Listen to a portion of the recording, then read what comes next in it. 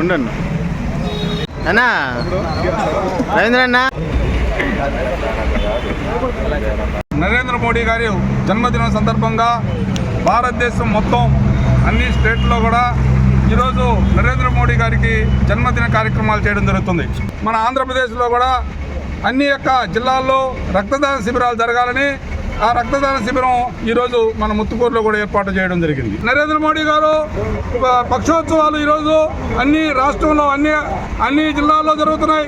అదేవిధంగా మెడికల్ క్యాంపులు కానీ అదేవిధంగా పక్షోత్సవం అంటే 15 రోజుల పాటు నరేంద్ర మోడీ గారి కార్యక్రమాలు జరుగుతున్నాయి. ఈరోజు 17వ తేదీ నుంచి రేపు గాంధీ జయంతి, లాల్ బహదూర్ శాస్త్రి జయంతి సందర్భంగా అప్పుడు దాకా ఈ కార్యక్రమాలు జరుగుతాయి. అదేవిధంగా అన్ని గ్రామాల్లో కూడా చెట్లు నాటడం కానీ, స్వచ్ఛ భారత్ కానీ, మెడికల్ క్యాంపులు కానీ, చిన్నపిల్లకాయలకి బుక్స్ పెన్నులు పంచడం కానీ జరుగుతుంది.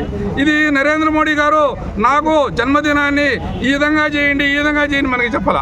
ఆయన ఆర్భాటాలకి దేశం ఇంకొక విధంగా పోయే వ్యక్తి కాదు. ఇది పార్టీ కార్యకర్తలు కష్టపడి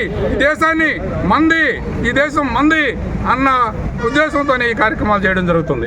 స్వచ్ఛందంగా ఎటువంటి ఖర్చులు లేకుండా ఏ గ్రామాల్లో కూడా కార్యకర్తలు పనిచేసి ఈ నరేంద్ర మోడీ గారి జన్మదినాన్ని గొప్పగా జరుపుకోవడం జరుగుతుంది. ఇంత గొప్ప వ్యక్తి ఈ దేశంలో జన్మించడం మనందరి అదృష్టం.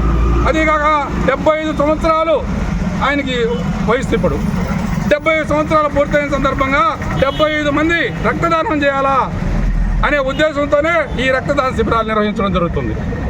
ఈ ఉద్దేశంతో అన్ని దగ్గర కూడా 75 మంది తగ్గకూడదు. ముత్తుకూరులో మేము అనుకున్నది కూడా మా పార్టీ కార్యకర్తలు నాయకులు కూడా 75 మందికి ఒక్కరు కూడా తగ్గకూడదు అనే దాంతో 75 మందితో నిర్వహించడం జరుగుతుంది. సరుకులు కానీ అన్నీ తగ్గించడం జరిగింది.